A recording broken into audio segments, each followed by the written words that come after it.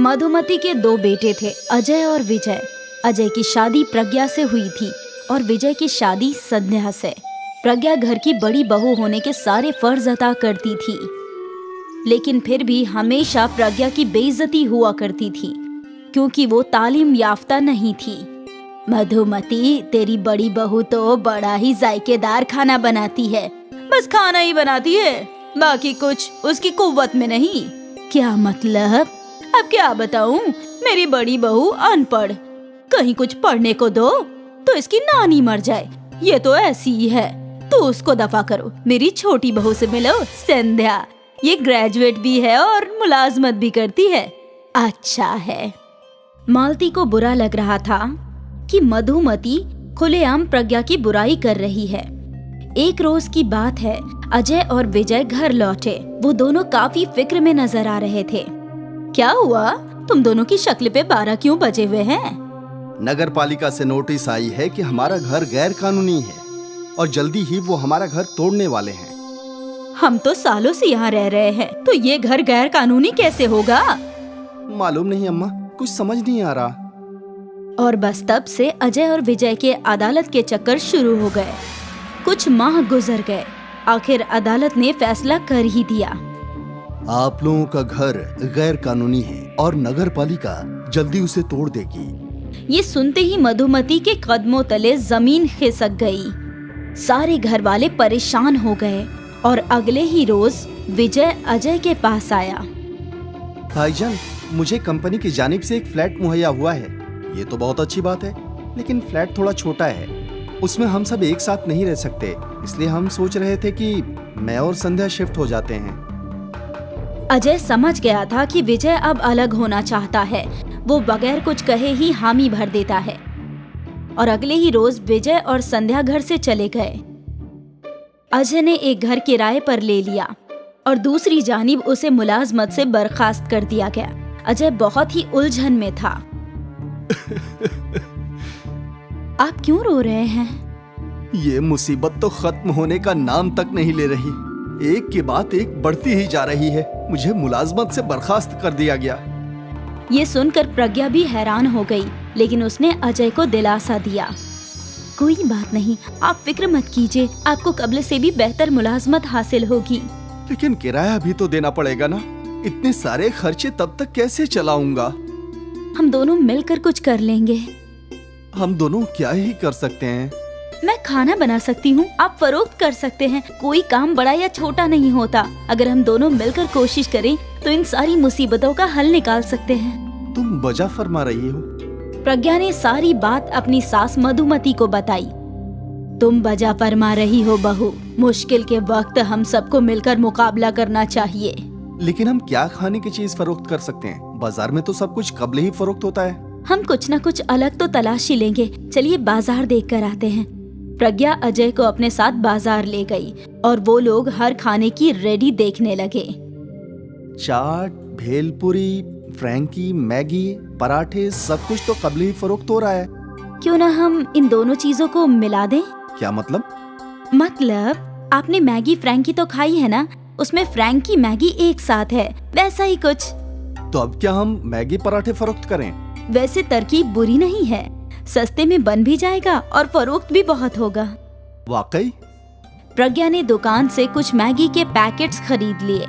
प्रज्ञा ने मैगी बनाई और फिर उस मैगी को पराठे के आटे में भर के उसके पराठे बनाए। सासू माँ, चक्कर बताइए कैसा बना है? मधुमती ने एक पराठा खाया। वाह बहू, ये तो बहुत बढ़िया है, बहुत खूब। प्रज्ञा ने एक पराठा अजय को भी दिया। अजय तो बड़े मजे से पराठा खा रहा था। क्या हुआ, आपने बताया नहीं कि कैसा बना है? बहुत खूब, एक और मिलेगा? प्रज्ञा ने अपने शौहर और सास को और मैगी के पराठे खिलाए और खुद भी खाया। सबको उसके मैगी के पराठे की तरकीब अच्छी लगी। अगले ही रोज प्रज्ञा ने बाजार में मैगी पराठे का स्टॉल खोल दिया। बाजी, ये मैगी पराठा क्या है? मैगी और पराठा की अजमेइश, खाकर तो देखो, बहुत मजेदार होता है। ठीक है, एक मैगी पराठा दे दीजिए। प्रज्ञा ने उस लड़के के लिए एक मैगी पराठा बनाया। उस लड़के ने वो चखा और उसके चेहरे पे मुस्कान आ गई। ये तो लाजवाब है। ऐसा पराठा मैंने कभी नहीं खाया, हरगिज नहीं। उस लड़के की बात सुनकर कई और खरीदार प्रज्ञा के ठेले पर मैगी पराठा खाने आए। प्रज्ञा मैगी पराठे बनाए जा रही थी और अजय खरीदारों को देकर पैसे ले रहा था। सुबह से शाम तक दोनों थक गए और फिर अपने घर लौटे। क्या हुआ? क्या नहीं हुआ ये पूछो अम्मा। सुबह से खरीदार आते ही जा रहे थे। हम दोनों तो थक गए, लेकिन खरीदार रुकने का नाम ही नहीं ले रहे थे। आज इतने रोज बाद अजय और मधुमती की शक्ल पे खुशी आई थी। अब उन्हें एक उम्मीद नजर आ रही थी। अगले रोज प्रज्ञा के स्टॉल खोलने से कबल ही खरीदार खड़े थे। प्रज्ञा धड़ाधड़ मैगी पराठे बनाए जा रही थी और खरीदारों को देती जा रही थी। अगले कई रोज तक ये सिलसिला ऐसे ही चलता रहा। प्रज्ञा और अजय अपनी आमदनी देखकर हैरान थे।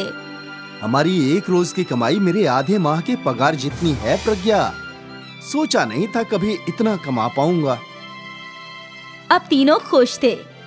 जल्दी ही प्रज्ञा ने काम पर कुछ और लोग रख लिए। खरीदारों में इजाफा होता ही जा रहा था और साथ ही उनके मुनाफे में भी। बस 6 महीने में प्रज्ञा और अजय ने नए घर का डाउन पेमेंट अदा किया और वो लोग अपने नए घर में आ गए। मैंने हमेशा तुम्हें कम समझा है, ये सोचकर कि तुम तालीम याफ्ता नहीं हो, क्योंकि मुझे इल्म नहीं था कि तुम क्या हो। तुम्हारा हुनर और ख्वाहिश तालीम से कहीं ज्यादा बढ़कर है बेटा। तुम अजय की मदद करना चाहती थी और तुमने कर दिया। मुझे तुम पर बहुत फक्र है। प्रज्ञा की सास ने आज पहली मर्तबा उसे गले से लगाया।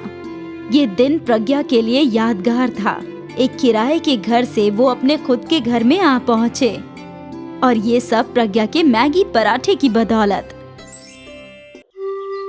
आनंदपुर में एक ज़ईफा मुफलिस मटके वाली थी सुमित्रा। सुमित्रा रोज मटके बनाया करती थी। अम्मा, ये मटका कितने का है? 200 रुपए का है बेटी। अरे बाप रे, इतने में तो स्टील का घड़ा आ जाता है अम्मा। मैं तो इसके सिर्फ 100 रुपए ही दूंगी। अरे बेटी, वो मटका बहुत बड़ा है, 100 रुपए बहुत कम होंगे। 120 रुपए से ज्यादा मैं नहीं दे सकती। ठीक है, ले जाओ। सुमित्रा रोज मटके बनाया करती थी। मटका खरीदने वाले ग्राहक हमेशा सौदेबाजी किया करते थे। सुमित्रा की आमदनी दिन ब दिन कम होती जा रही थी। अम्मा, आपने वो मटका इतने कम दाम में क्यों फरोख्त किया? अब क्या करूं? तू तो देख ही रही है मेरा हाल। एक तो लोग सौदेबाजी करते हैं, ऊपर से दिन ब दिन मटका खरीदने वाले खरीदार कम ही होते जा रहे हैं। सबको स्टील के घड़े ही चाहिए। अब तू ही बता मैं क्या करूं? एक तो तेरी उम्र भी हो रही है, मुझे तेरे ब्याह की फिक्र परेशान कर रही है बेटा। अम्मा, तुम कहो तो मैं तुम्हारी मदद कर सकती हूँ। वो कैसे? मैंने सोचा है कि मैं कोई खाने की चीज फरोख्त करूंगी जिससे हमारी आमदनी में इजाफा होगा। खाने की चीज? हाँ अम्मा, आजकल खाने का कारोबार ही सबसे ज्यादा चलता है। बाजार में हर खाने की दुकान पर हमेशा हुजूम लगा रहता है। वो तो है, लेकिन तू क्या फरोख्त करेगी इसका तो इल्म नहीं। 1-2 दिन में ढूंढ लूंगी। ठीक है, मुझे तेरे काम करने पर कोई एतराज नहीं। ये सुनकर अंजू बेहद खुश थी। शाम को वो बाजार गई और यहाँ वहाँ देखने लगी। चाट, समोसा, भेल, चाइनीज भेल, ये सब तो है इस बाजार में। मुझे इसके अलावा कुछ सोचना होगा जो सस्ता भी हो और लोगों को पसंद भी हो। अंजू आगे बढ़ी तो उसने एक दुकान पर मैगी नूडल्स के पैकेट्स देखे। हाँ, मैगी। सबको मैगी पसंद है और ये सस्ता भी है और जल्दी भी बन जाता है। मैं मैगी ही फरोख्त करूंगी। अंजू ने घर लौटकर वालिदा को बताया, अम्मा, मैं मैगी फरोख्त करूंगी। लेकिन क्या लोग मैगी खरीदेंगे? हाँ अम्मा, जब हम शहर गए थे तो मैंने वहाँ देखा था मैगी के ठेले पर कितना हुजूम लगा रहता था। मैं भी मैगी फरोख्त करूंगी। मुमकिन है हमारे ठेले पर भी हुजूम लगे। ठीक है, कोशिश करने में क्या हर्ज है। ऊपर से मैगी के ठेले में कुछ ज्यादा खर्च भी नहीं है। हाँ, सुमित्रा ने अंजू को कुछ पैसे दे दिए। इससे जरूरत की सारी चीजें और कुछ सब्जियां खरीद लो। ठीक है अम्मा। अंजू ने बाजार से मैगी के पैकेट, सब्जियां और कुछ छोटी छोटी प्लेट खरीद ली। अगले रोज अंजू ने बाजार के बीचों बीच अपने मैगी का ठेला लगाया। अंजू की एक जानिब चाट का ठेला था और दूसरी जानिब भेलपूरी का। चाट और भेलपूरी के ठेले वाले अंजू के ठेले पर नजर गड़ाए बैठे थे। अंजू ने मैगी के पैकेट अच्छे से लगा दिए, जिससे खरीदार उसके ठेले पर खींचे चले आए। कितने की है मैगी? सादा मैगी 15 रुपए और वेजिटेबल मैगी 20 रुपए। एक वेजिटेबल मैगी देना। अंजू ने 2 मिनट में वेजिटेबल मैगी बनाया और खरीदार को दे दिया। उस शख्स को मैगी खाते देख कुछ खरीदार और उसके ठेले पर आए। हमें 2 सादा मैगी देना। मुझे एक वेजिटेबल मैगी। जैसे जैसे खरीदार फरमाइश दे रहे थे, अंजू मैगी बनाई जा रही थी। अंजू का ठेला नया था और आते ही वहाँ खरीदारों का हुजूम लगने लगा। ये बात अगल बगल के ठेले वालों से देखी नहीं जा रही थी। वो लोग हसद से राख हो रहे थे। काफी अच्छा जायका है गर्मा गर्म मैगी का। शुक्रिया। गर्मा गर्म मैगी खरीदारों को बेहद पसंद आ रही थी। पहले ही रोज से अंजू की अच्छी खासी कमाई शुरू हो गई। वो बेहद खुश थी। अंजू की कमाई देखकर सुमित्रा भी बेहद खुश थी। अच्छी बात है बेटा, तू हमेशा ऐसे ही खुश रह। अंजू को अच्छा लग रहा था। आखिर वो अपनी वालिदा की थोड़ी सी मदद कर पा रही थी। वैसे भी सुमित्रा ने बहुत मुश्किलों से अंजू की परवरिश की थी। अगले कई रोज तक अंजू का मैगी का ये ठेला अच्छा चलता रहा। ग्राहकों का हुजूम अक्सर वहां जमा रहता और अंजू की कमाई भी अच्छी हो रही थी। पड़ोसी ठेले वाले परेशान थे। एक रोज की बात है, अंजू ने ठेला लगाना शुरू किया। धत, मैं तो घर से चम्मच लाना ही भूल गई। अभी लेकर आती हूँ। अंजू घर की जानिब दौड़ पड़ी और ये मौका देखकर उस पड़ोसी ठेले वाले ने उसके बर्तन चुरा ली, उसकी कड़ाही और प्लेट्स वगैरह। अब इन चीजों के बगैर कैसे मैगी बनाओगी? हाँ, हम भी देखेंगे। जब अंजू लौटी तो उसका सामान गायब था। आपने मेरी कड़ाही और बर्तन देखे क्या? मैंने नहीं देखा। आपने? मेरे पास वक्त ही नहीं है किसी और को देखने का। अब अंजू परेशान हो गई। वो घर की जानिब वापस दौड़ पड़ी। क्या हुआ? अंजू ने सुमित्रा को चोरी की बात बताई। अब नई कढ़ाई और प्लेट्स खरीदने में फिर से पैसे लगेंगे। तभी सुमित्रा का तवज्जो मिट्टी की हांडी और छोटी छोटी मटकियों की जानिब गया। लेकिन फिलहाल के लिए तुम ये इस्तेमाल कर सकती हो। मटकी की हांडी में मैगी बनाओ और इन छोटी छोटी मटकियों में खरीदारों को दो। लेकिन अम्मा, आज के लिए ऐसा कर लो, कल देखते हैं। ठीक है। अंजू ने वो मिट्टी की हांडी और छोटी मटकियां उठाई और वापस ठेले पर लौट आई और उसने अपना ठेला अच्छे से सजा दिया। इस मर्तबा उसके ठेले में कड़ाही के बदले मटकियां। आज ये क्या नया है? अंजू को समझ नहीं आ रहा था कि वो क्या बोले। मटका मैगी। मटका मैगी? ये कुछ अलग है। मुझे एक वेजिटेबल वाला दो। अंजू ने मिट्टी की हांडी में मैगी बनाई और छोटी मटकी में खरीदार को पेश किया। उस खरीदार ने वो मैगी चखी। वाह, ये तो कमाल है, कबल से भी बेहतर। कई और खरीदारों ने मटका मैगी की फरमाइश की। अंजू सभी को मटका मैगी खिलाने लगी। ये तो कमाल है, बेमिसाल। ऐसी मैगी हमने कभी नहीं खाई। खरीदारों को मटका मैगी बहुत ही ज्यादा पसंद आई थी। कल से हम यही मैगी खाएंगे। जी बिल्कुल। अंजू समझ गई थी कि मटका मैगी ही उसकी आमदनी में इजाफा कर सकता है। उसके पड़ोसी ठेले वाले और परेशान हो गए। उन दोनों ने क्या चाहा था और क्या हुआ? अगले रोज अंजू का ठेला खुलने से कबल ही वहाँ खरीदार खड़े थे। अंजू ने आते ही काम शुरू कर दिया। अब वो धड़ाधड़ मटका मैगी बनाते जाती और खरीदारों को पेश करती जाती। खरीदार भी बेहद खुश थे। अंजू की आमदनी में कई गुना इजाफा हो गया। कुछ ही रोज में सुमित्रा भी अंजू के साथ मैगी के ठेले पर काम करने लगी। दोनों माँ बेटी मिलकर दिन के हजारों रुपए कमाया करते थे।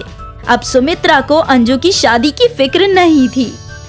सोचा नहीं था कि मेरी बेटी इतनी बड़ी हो गई है कि मुझे उसकी फिक्र करने की जरूरत ही नहीं। हे ऊपर वाले, तेरा लाख लाख शुक्रिया। सुमित्रा और अंजू बेहद खुश थी, लेकिन वहीं अंजू के पड़ोसी ठेले वाले बहुत मायूस थे। हमने क्या करने का सोचा था और क्या हो गया। वो कहते हैं ना, किस्मत खराब हो तो ऊंट पर भी बैठे शख्स को कुत्ता काट लेता है। वैसे ही अगर किस्मत अच्छी हो तो बुरा करने पर भी भला ही हो जाता है। हम दोनों को कोई और कारोबार करना चाहिए। हाँ, अब यहाँ हमारी दाल नहीं गलेगी।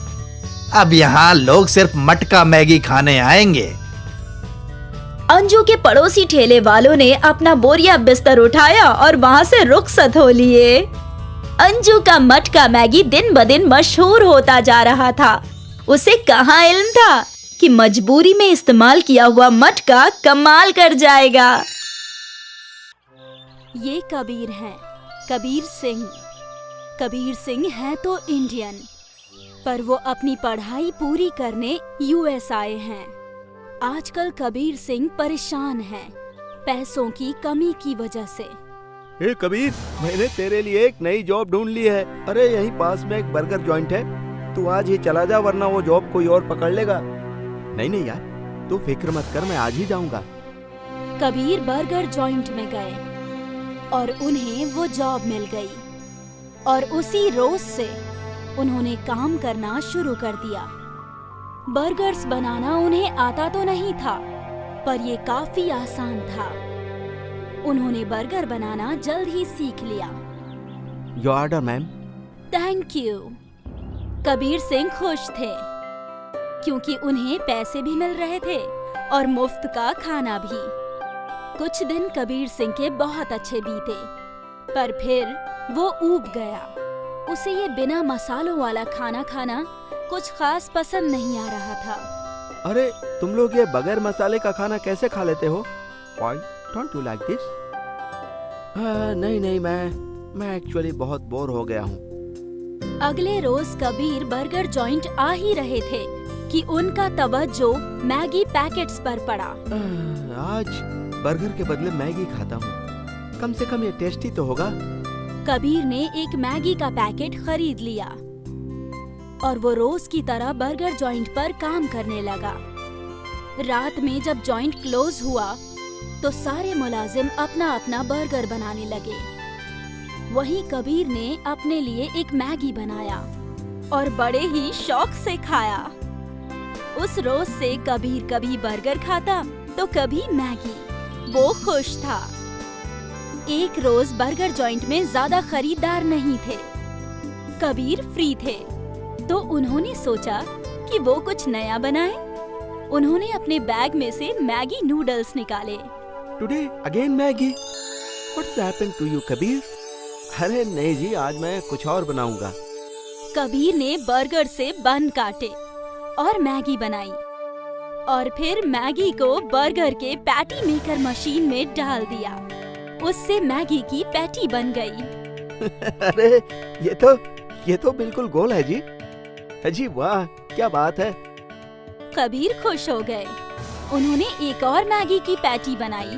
Wow, this dish looks delicious, even I want one.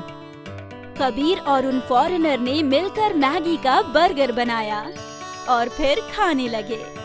दोनों को वो बर्गर बहुत पसंद आया। Kabir, this is awesome, I want one more. Kabir ने एक एक और मैगी बर्गर बनाए। दोनों ने बड़े ही शौक से खाए। आज कबीर खुश थे। उन्होंने कुछ नया बनाया। कुछ रोज गुजर गए और फिर बर्गर जॉइंट के मालिक कबीर के पास आए। उन्होंने मैगी बर्गर की तारीफ सुनी थी और उन्हें भी मैगी बर्गर खाना था। कबीर ने उनके लिए भी मैगी बर्गर बनाए। This is good. Add this to the menu. I'll give you 10% commission. Well done, boy. ये सुनकर कबीर खुश हो गया। उनका मैगी बर्गर उस बड़े जॉइंट के मेन्यू में ऐड हो रहा था और तो और उन्हें 10% कमीशन भी मिल रहा था। अब तो मेरी पढ़ाई बहुत आसानी से हो जाएगी और मुझे पैसों के बारे में सोचने की जरूरत भी नहीं पड़ेगी। अगले कुछ महीने तक कबीर बर्गर जॉइंट पर काम करता रहा और उसे तनख्वाह के साथ साथ कमीशन भी मिल रहा था। फिर कबीर ग्रेजुएट हो गए, उनकी पढ़ाई खत्म हुई और वो पंजाब वापस आ गए। यहाँ उन्हें बड़े होटल में मुलाजमत मिल गई। कुछ सालों तक कबीर खुश थे, लेकिन उन्हें अपना कुछ रोजगार करना था। एक रोज कबीर ऐसे ही कुछ सोच रहे थे। ओए की गल्ले पुत्र, किस ख्याल में डूबा है हाँ? कुछ नहीं पापा जी, मेरी नौकरी तो अच्छी है मगर पता नहीं मैं खुश क्यों नहीं हूँ। मैं अपना कुछ करना चाहता हूँ। अरे तो इसमें मायूस होने की क्या बात है, तू अपना खुद का होटल खोल लेना। हाँ पापा जी, मगर समझ में नहीं आ रहा है क्या करूँ। इतनी अच्छी नौकरी है और तनख्वाह भी अच्छी है। देख पुत्र, इंसान को वही काम करना चाहिए जिसमें उसका मन लगे। हाँ पापा जी ठीक कह रहे हैं, तो मेरा मन तो बस मैगी बर्गर बनाने में लगता था। अरे तो बेटा जी सोच क्यों रहा है, मैगी बर्गर बनाना ही शुरू कर दे। वो तो ठीक है मगर कमाई नहीं हुई तो।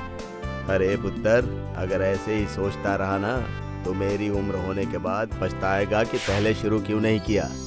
अभी भी तेरे पास वक्त है। नौकरी का क्या है, वो तो वापस मिल जाएगी।